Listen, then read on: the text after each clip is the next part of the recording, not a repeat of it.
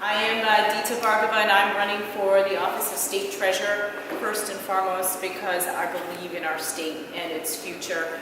My husband and I decided to move to Connecticut when we were thinking about starting our own family, and both our beautiful children were born in this great state. But I think, like many of you, that the status quo has not been working, that it is time for change and innovative leadership and moving forward in our state. These are certainly testing times. The Republicans are determined to flip our state at exactly the wrong time in political history, and we cannot let that happen. We need to put up strong Democrats who can win in November and keep our offices blue. So I'm a different type of Democrat because of my upbringing and my 20 years of financial sector experience as an investment manager. The primary responsibility of the treasurer is to actively manage $34 billion of our state's pension assets so that we can meet our obligations to retirees. This is not a job for an accountant or a lawyer. It's a job for a chief investment officer, somebody who has had the experience in managing portfolios. And the Republicans will put us to task as to what our experience is in managing investment portfolios. Now, I've been a portfolio manager for over 20 years, and I've successfully navigated through many market cycles, up markets, down markets, and I'm the only one with the experience to prudently manage those assets and to win in November and then move our state forward for all of us. And also to continue to build on our progressive values as Democrats. My own mom was a single immigrant parent of 3. She really struggled to provide clothes on her back, food on the table. We unfortunately lived at a time and place where racism was prevalent, and though my mother was educated, she would often walk into interviews for a job and suddenly the job would be filled because they looked at the color of her skin and her gender. I remember walking to school as a 6-year-old child, trying to find the best way to get to school where the least amount of kids would call me racial names and tell me to go back to where I came from. Nobody should ever have to be fearful in their own skin, and that is something that carried throughout my life. Now, my mom is a strong woman, and she taught my sisters and I 3 things. And pounded it into us almost every day. One is to educate ourselves, because only a good education would bring us economic liberty. To always fight and strive to reach our full potential and work hard, and to never forget where we came from. And I carried those words throughout my life and always looked to break barriers. Like at the age of 11, I loved music, and I especially loved a good beat. And my music teacher told me that girls don't play the drums. So I said, well, they do now. And I picked up a pair of drumsticks. I played for the next 10 years. I went on to study electrical and computer engineering, being one of very few women in that class. And I had my first job as a bank teller at the age of 16, a job I kept through university to help pay for my tuition. And that led me to the financial sector, where I spent the next 20 years as an investment manager, as an advisor to pension funds, and as a risk manager. When I had my own children, it took me back to that place when I was a child, and I really reflected upon my mother's struggles, and I felt incredibly fortunate that I have had the opportunity to educate myself, that I had the resources as a working mom to pay for childcare, that my kids had access to good schools, but that so many people were still stuck in that place that my mother was so long ago. And so I decided to become much more civically involved. I started a nonprofit that helps advocate for women and men to stay in the workforce through family-friendly policies. I'm a board member for now several years of the Urban League of Southern Connecticut. I also started a cultural diversity organization. And then I decided that after 20 years that I was going to retire out of the industry, financial industry, and just really dedicate myself full-time to the nonprofit work. Until I realized that having a voice in policy really makes a difference in how much I could really affect change in those communities and those issues that I was most passionate about. So why do I want to run for treasurer? Well, firstly, our great steward, Denise Napier, decided earlier this year that she was not going to seek re-election. The only woman of color, only woman elected to that seat, and certainly the only woman of color ever elected to any seat in the state of Connecticut. And that leaves a very big void in an office that's going to be extremely important as we navigate our state back to fiscal health. The other reason was watching Donald Trump's tax policies come down. He's adding trillions of dollars of deficit at a time when our national economy is on the upswing. And this is unorthodox and very irresponsible policy. And we could possibly enter into an inflationary period, which will make things much worse in Connecticut. So we need a steady hand at the helm, somebody who understands financial markets, fiscal policy, macroeconomics, to protect those assets, our hard-earned money, from those factors that are coming down from the federal level. So some of the things that I want to accomplish first to prudently and effectively manage those assets and grow them by optimal asset allocation.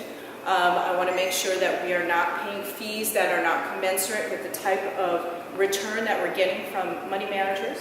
And I also want to look to take a piece of those pension assets and invest them in Connecticut. There are going to be great investments in Connecticut if we can put good plans in and elect good leaders to manage our state. Innovative businesses, investing in cities, investing in infrastructure and transportation projects. Those are all things that I think will be fantastic. So, listen, I believe in Connecticut. I think we have a great future, but we have much at stake. The Republican agenda will turn back the clock for us socially dozens of years, and we can't let that happen. I know that I have the experience, the skills, and the vision to first be elected in November, which is so important to keep those seats, again, Democratic, and then to get the job done in Hartford and move the state forward for all of us. But I need your support, and I hope I can count on it. I would love to take questions at this point. We have two standard questions first. Excuse me. How can you, as state treasurer, help the urban and specifically the Black community in the state of Connecticut? Great, thank you for that question. So there are programs within the Treasury. There's the housing program and there's the CHEP program. And I would want to look into making sure that portions of those programs are specifically allocated to Black Americans. We have a lot of work to be done in so many areas, and pay equity is the organization that I started specifically focused on family-friendly policies, but also making sure that there's equity in the workforce. So there's a whole element of corporate governance as well to make sure that companies are behaving in a way where there is pay equity, where there are diverse boards, where there are African Americans and other diverse communities that are represented on boards. So I will be taking that role very seriously. To me, diversity makes us stronger. It's not just the right thing to do, it's absolutely economically the smart thing to do, and I will be making sure that those programs are allocated to our minorities. Great. Second question. How can Treasurer's Office assist, support, and empower Black small business and Black-owned companies? Again, great question. And part of my plan is, I've been running as a pro-business progressive, and some people feel like that's an oxymoron. To me, it's not. I don't believe that we can continue to build on our progressive values if we're not empowering businesses to create those well-paying jobs for our middle-class and working-class families. So I am all about initiatives for small businesses, and again, would specifically want to make sure that portions of those initiatives are being targeted to Black Americans and other minority groups. It's very important. My thing is education, hands down, is the best investment we can make in our future, and so is making sure that we are empowering small businesses to create those well-paying jobs once we are educating our communities. Great. Okay, the floor is open. Anyone have a question?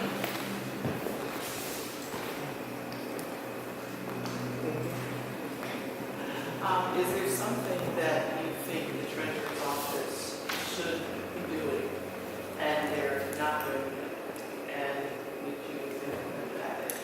Yeah, so the one thing that I really want to, first of all, Denise has done a great job with the CHEP program. It's grown to 220,000 accounts, $3.2 billion. I certainly want to build on that. I think there's a lot more room, and I specifically want to, like I said before, allocate scholarship grants to African American communities, Latin American communities. So I will be building on that. But the one focus that I will really have is on financial literacy. Connecticut ranks in F in how well we are educating our future generations and how to manage their finances. And so because I've been a part of the Urban League of Southern Connecticut leadership team for a long time. We do a youth program for African American youth program in the summers, where I go in and teach about financial literacy and job opportunity. These kids have so much. They have so many dreams, and they're bright-eyed, and they want to be doctors and lawyers and filmmakers, but they're so nervous about how they're going to put themselves through university and college or educate themselves without coming out on the other side completely burdened with debt. So there's so much to be done there in terms of teaching them how to save from an early age. I grew up stacking boxes at the age of 10 in a deli that my mom knew someone and they would pay me $10 to work 10 hours, but I saved it, and so we need to teach them how to save, but also how to apply for loans and grants, and that leads me to my next portion of what I'm really going to work on is a public-private partnership where if a college graduate commits to work and stay in Connecticut for 5 years after graduation, that the loan is forgiven through that partnership. So businesses would pay towards the loan, government would give credits, and creating that sort of ecosystem and partnership is very, very important, because we want to make sure that those African American kids don't feel like I can't go to college because I'm going to come out and have to work the rest of my life to pay it off.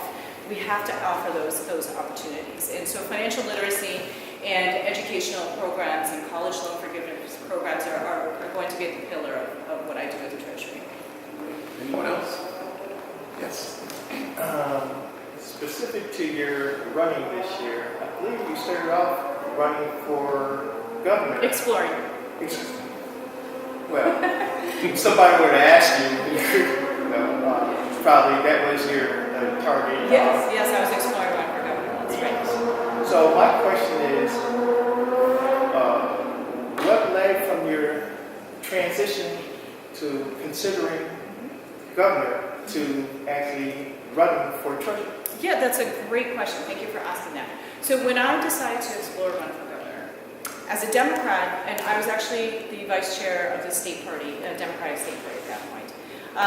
And as in that role, as I was traveling the state, it became very clear to me that Democrats across the state are disheartened about the future of Connecticut and the future of our democratic politics, and I felt fearful that if they don't show up to vote next November, we're in trouble. And at the time, there were few candidates in the governor's race. There was no diversity, and there was not a lot that I saw in terms of strong economic platforms, which I thought were key. And I asked some folks to run actually for a governor that would have made the field a little more diverse. It didn't happen. And people started asking me, and I felt compelled because I do have some great ideas for the state.